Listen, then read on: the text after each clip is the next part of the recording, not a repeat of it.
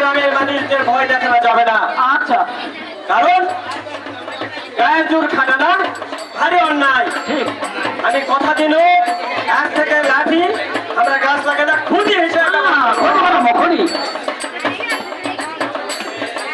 এতদিন একটা মাত বছরটা কথার মতন কথা কয়েছে বা আমরা চাই এই গাঁও সকলে গিয়ে যেন ভালো কাজ করে মাত বছর আর অন্য কোনো কাজ যেন না করে পরিচ্ছন্ন যেন থাকে আর ছেলে মেয়ে ভেদাভেদ যেন না থাকে সেই দিকে লক্ষ্য রাখতে হবে আর পরিষ্কার পরিচ্ছন্ন থাকা লাগবে সেই দিকে লক্ষ্য রাখতে হবে মাত বছর।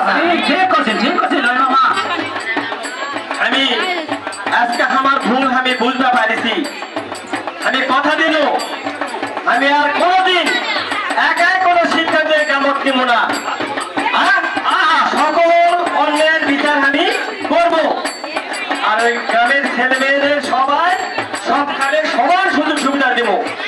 এই গ্রামে কোনো বাল্য বিবাহ চলবে না, কোনো মাদক চলবে না, নারী শিশু নির্যাতন চলবে না। তোমরা কি জানে নারী শিশু নির্যাতন করলে কি হয়? এই যে আপোষ আর খান ফাউন্ডেশন আছে না, এদের সহযোগিতায় ওই নওগাঁতে সরকারি উকিল আছে, লিগাল এইড অফিস আছে, তাদের মাধ্যমে আমরা লজকোর্টে বিচার করতে পারবো।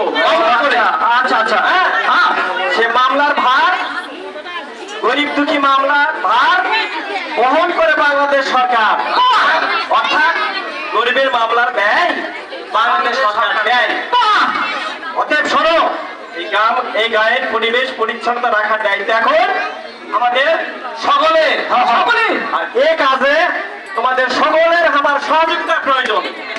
কি সহযোগিতা করবে তো? তাহলে আসুন আমরা সবাই একসাথে বলি, গাছ লাগাবো সমাজ করবো, নিয়ম মেনে সমাজ চলবো, নিয়ম মেনে সমাজ